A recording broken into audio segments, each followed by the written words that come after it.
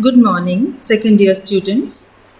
Today we are going to do an essay by E.M. Foster, and the name of the essay is My Wood. So, if I speak these two words in front of you, my wood, what thoughts come into your mind? You will say that wood is a jungle, is a piece of land, and the name wood itself suggests that it is a place or it is a piece of land which is not well developed or well cultivated. It is a rough forest sort of land. And this possessive pronoun my suggests that he is talking of his wood, means the possession of the wood, the piece of land by the essayist. So, the essayist says that a few years ago, I wrote a book which dealt in part with the difficulties of the English in India. Feeling that they would have no difficulty in India themselves, the Americans read the book freely. Now, which book he is talking about? He is talking about the book A Passage to India. Remember, E.M. Foster has written this book, A Passage to India, and it is a very popular book. The more they read it, the better it made them feel, and a check to the author was the result. Now, the summary of these lines is that the author, he received a check in return of his novel. So, the copies of his novel sold a lot and he got a handsome check in his hand. So, I bought a wood with the check. It is not a large wood. It contains scarcely any trees and it is intersected, blasted by a public footpath. Now, the author got a check in return of the sale of his novels, and what did he do with the check? He bought a he bought a wood with this check. And he says that it is not a large wood. Wood means a piece of land. A piece of land. So, and the description of that land is that it does not have much trees, and notice the use of the word blasted. Blasted means he does not want it. He does not like it, curse it. So, it is intersected by a public footpath. So, there is a wood and there is a public footpath right in between that piece of land. And this fact is not liked by the possessor, by the author. It is naturally a fact that nobody will like that there should be a public footpath in between his land. So, still it is the first property that I have owned. So, it is right that the other people should participate in my shame and should ask themselves in accents that will vary in horror this very important question: what is the effect of property upon character? Now he says that this is my first property. This is the first property which I have ever possessed in my life. So he says that other people who possess properties should also participate in my shame. Now notice the use of the word shame. He says that it gave me shame. Now there is a question in our mind that why should a piece of land put him to shame? So he says other people, other holders, other possessors of property should also participate in my shame, and they should also ask themselves. So one question they should ask, what should be that question? What is the effect of property upon character? Now, he says that the theme of this essay is the effect of property on character. Don't let us touch economics. He says that I'm not talking of economics, I'm not talking of financial effects of property. What could be the financial effects of property? That if you buy a piece of land, you may sell it in double rate and you may have economic gains. But he says that I'm not talking of economic gains. The effect of private ownership upon community as whole is another question. He says, I'm not talking of the question or the relationship of community ownership and private ownership. A more important question, perhaps, but another one. He says, I have another question in my mind which I am going to ask myself. Let us keep to psychology. So he is trying to keep the psychological aspect of having a property. So he says, what effect of property is there on a person's psychology? He is not talking of economics, he is not talking of financial effects, but he is talking of the psychological effect of a property on the owner.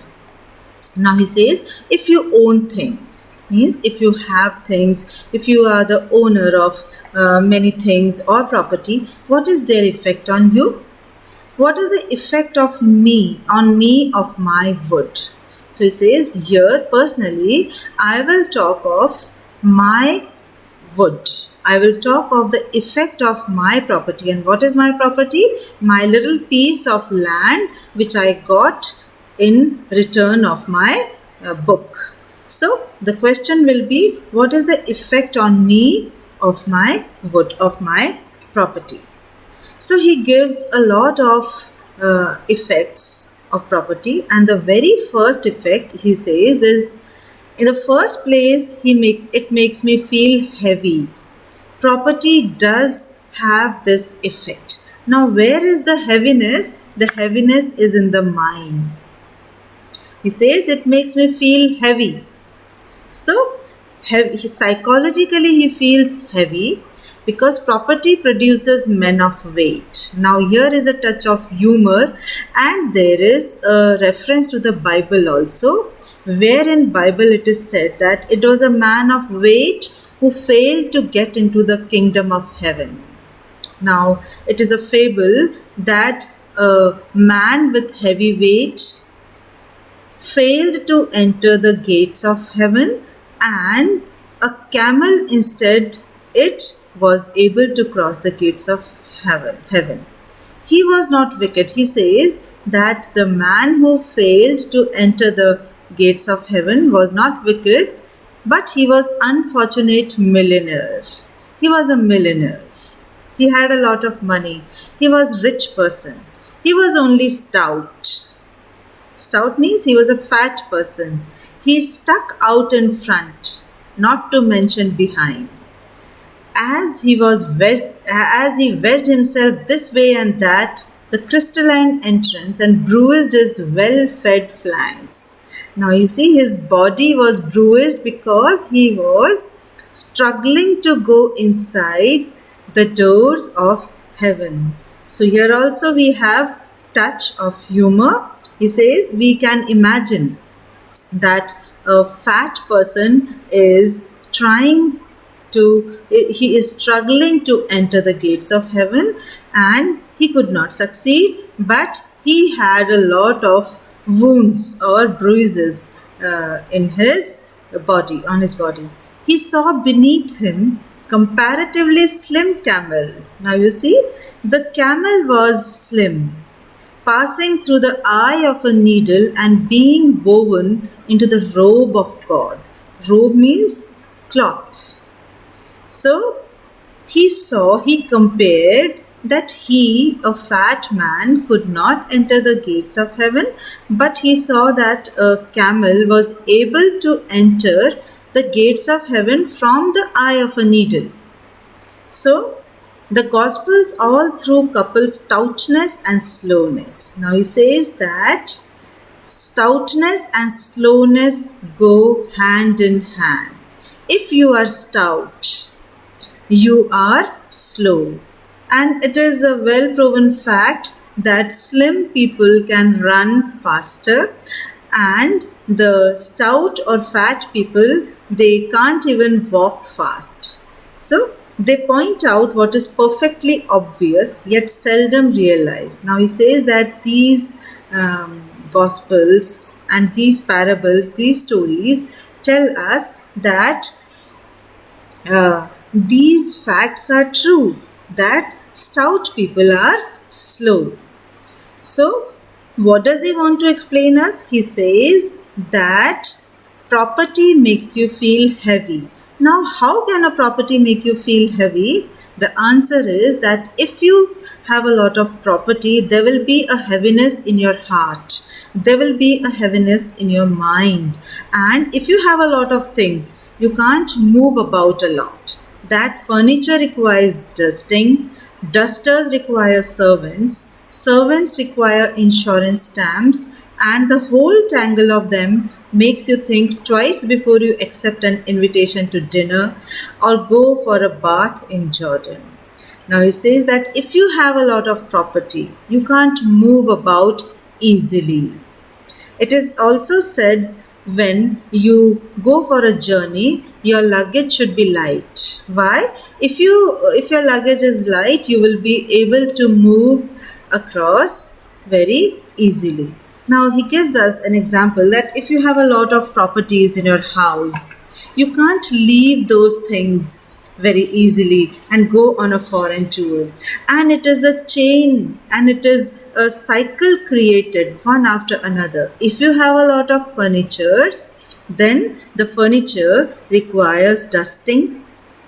It needs maintenance, and in order to maintain the furniture, you need to keep servants, and servants need insurance stamps, they need salary, they need a room to stay in, and the whole tangle of them makes you think twice before you accept an invitation. Means you have to think a lot of times before you leave your property and go somewhere else for a few days. So property makes you feel heavy. Sometimes the gospel proceed further and says with Tolstoy that property is sinful. They approach the difficult ground of asceticism here, where I can't follow them. He says that Leo Tolstoy has also said that property is sinful. Yes, we sometimes see that men are murdered for property. But he says that I'm not talking of that thing, but as to the immediate effects of property on people. He says that I'm talking of the ready effects of property on people. They just show straightforward logic. It produces men of weight. So the very first negative effect of property is that they produce men of weight. Men of weight cannot, by definition, move like lightning from east to west.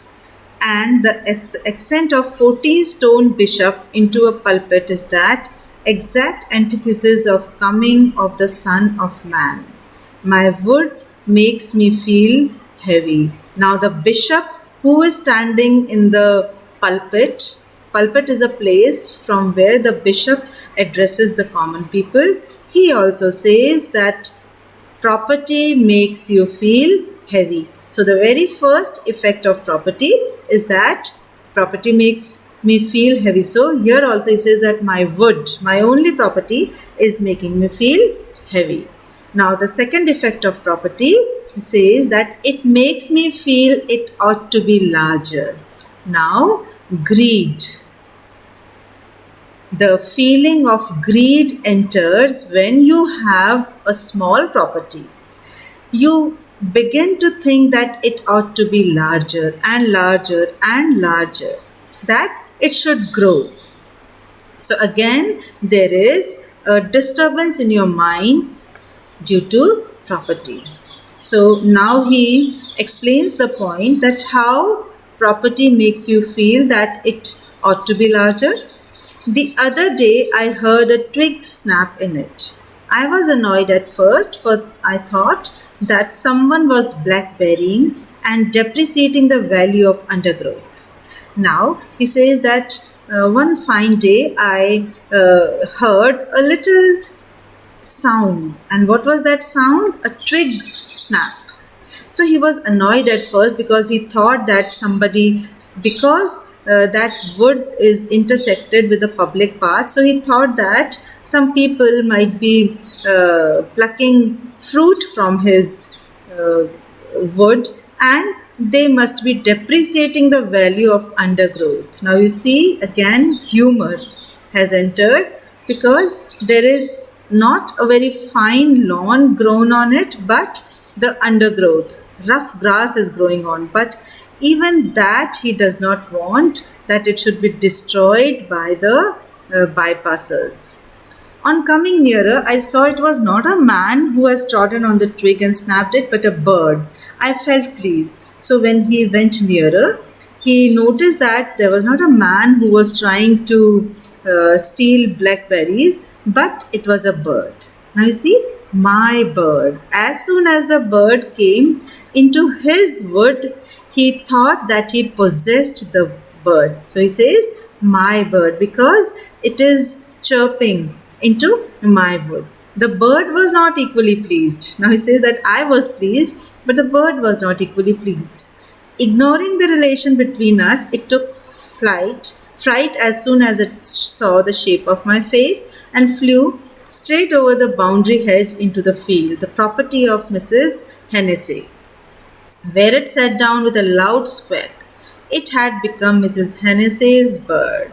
Now what happened, that the bird came into his wood, he became pleased, but the bird was frightened looking at the author, and it took flight, and it went and sat into the wood of the neighbor. And who's the neighbor? The neighbor is Mrs. Hennessy. So the bird flew into the next door neighbor's property, that is Mrs. Hennessy's property. Now in one moment it was the author's bird, and now another moment it has become Mrs. Hennessy's bird. Now this event forced him to think that his property should have been larger, so that the bird would have sat in his property only. So something seemed grossly amiss here, something that would not have occurred had the wood been larger. Now he says that this thing would not have occurred. Now what had occurred? That a moment ago the bird was mine, and a moment after the bird was Mrs. Hennessy.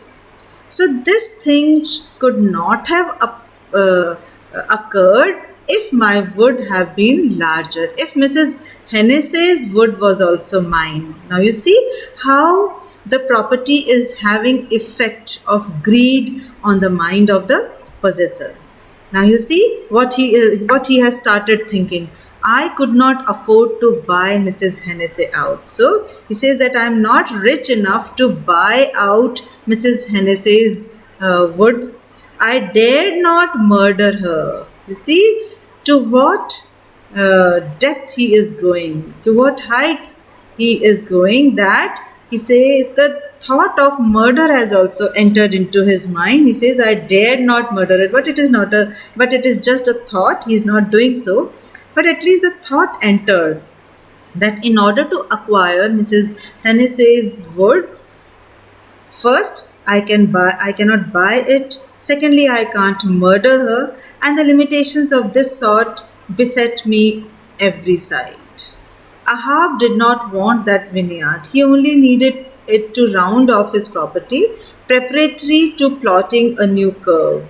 And all the land around my wood has become necessary to me in order to round off my wood. Again, he is referring to the Bible. He says that Ahab only did not want that vineyard, but he wanted to round off his property. He wanted to include some more property into his existing property. Now he says, even I want to do the same. I want to round off my property, means I want to increase my property from all corners. So he says that all the land around my wood has become my necessary. Now he says that all the land which is covering my wood, which is neighboring my wood, I need to have that property. So this thought of increasing his property has entered into the thoughts of the author. A boundary protects. Now he says that I need to build a boundary around it, but poor little thing, the boundary ought in turn to be protected. Now he says a boundary protects the plot, but the boundary also need protection. Noises on the edge of it. Now you see, one thought is giving rise to another thought. He says, first of all, he says that I need to increase it, and then I need a boundary, and then he says the boundary also needs to protection. Noises on the edge of it. But he says that if I will build a boundary, then there will be noises on the edge of it. Children throw stones in order to have fruit, a little more and then little more until we reach the sea. Now he says, I want to increase my property a little more and a little more, and there is no limit to greed. So he says, I want my property to reach the sea. Means I want the whole earth to become my sea. Happy Canute, happier Alexander. Because Alexander won the whole world, so that is why he was happier. So he says, if I have the whole world as my property, I will be happier. And after all, why should even the world be the limit of possession? A rock containing the Union Jack will, it is hoped, be shortly fired on the moon. Now he is talking of those times when astronauts did not reach moons. So he says, why only I should possess the earth? So he says, in near future, he thought then that in near future, man will have property on moon also. So I want my property on moon also. Mars, Sirius, beyond which. Now he says, you see, he is trying to have the property of the whole universe. But these immensities ended by saddening me. So, as he thought, so he became saddened. Now, why did he become sad? Because he knew that these were only daydreamings and he could not acquire the neighbor's property or the whole property of the earth or a property on the moon. I could not suppose that my wood was the destined nucleus of the universal dominion. It is so very small that contains no mineral wealth beyond blackberries. Now he is also thinking that my wood is very small and it does not have any mineral wealth, but it has only blackberries. Nor was I comforted when Mrs. Hennessey's bird took alarm for the second time and flew clean away from us under the belief that it belonged to itself. Now, the bird which was sitting a moment ago in his wood, the next moment it flew and sat on the wood of Mrs. Hennessey, and the third moment it was flying in the air as if it wanted to say that I belong to myself. I am neither yours nor Mrs. Hennessey's. So the first two effects of property were, the first was that it makes you feel heavy, the second that it makes you feel that it ought to be larger. Now the third property of property is that in the third place, property makes its owner feel that he ought to do something of it. If we have a piece of land, we start thinking. Some people will think that I will do farming on it. Some person will think that I will build a school on it. Another person will say that I will build a hotel on it. Another person will say that no, I will build a farmhouse from it. So when you have a property, we start thinking that we ought to do something of it. Means you can't sit at peace. There is always something going into your mind about that property. Yet he isn't sure what. The possessor of the property thinks that he wants to do something of this property, but he is not sure that what does he want to do. A restlessness comes over him. A vague sense that he has a personality to express. We think that all the rich people are very happy, but it is not so. There is a restlessness in their mind. Why? Because they want to do something of their property. They want to do something out of their money. So this continuous thinking gives them restlessness. So he says, a vague sense. Vague means unclear, not clear. sense that he has a personality to express. Now, how will a possessor of property express his personality? By doing something of it. An intellectual person will think that I want to build a library in it. A person interested in farming will make it a field. A person who is interested in social service will make a charity hospital on it. So everybody has a personality to express. The same sense which, without any vagueness, leads the artist to act of creation. He says that he gives a comparison that as an artist think that I need to create a poem, I need to create a music, or I need to paint a painting. In the same way, the possessor of a property thinks that I want to do something out of this property. So sometimes I think I will cut down such trees as remain in the wood. Now you see, a lot of thoughts are coming into his mind. At one point he thinks that I will cut all the trees that are growing in my wood, and another time he thinks that I will grow more trees in my wood. So both impulses are pretentious and empty. They are not honest movements towards money making or beauty. So he says, I don't want to make money, or I don't want to beautify my wood, but they spring from a foolish desire to express myself, from an inability to enjoy what I have got. He says, I don't enjoy what I have got, I just want to make it better. Or I want to express my personality by changing its feature. Creation, property, enjoyment form a sinister trinity in the human mind. Says that it is a very sinister, negative sort of trinity. Creation, property and enjoyment. So I hope you understood this lesson. So this is half of the essay. Tomorrow we will continue with another part of the essay. So today we did that property has 3 negative effects on personality. The first effect is that it ought to be larger. It makes men of heavyweight. It makes you feel heavier. Secondly, that it makes you feel that it ought to be larger. And thirdly, that the owner of the property thinks that he ought to do something of it. Thank you.